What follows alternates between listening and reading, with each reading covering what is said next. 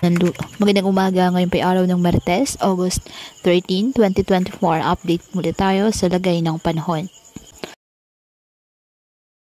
Ayon sa Pag-asa, lumakas at isa na nga pong ganap na bagyo ang low pressure area na minomonitor natin na sa ngayon nasa labas na po ito ng ating Philippine Area of Responsibility. Wala po itong direktang epekto sa lagay ng ating panahon. Southwest monsoon pa rin ang nakaka-apekto sa Luzon at western section ng Visayas.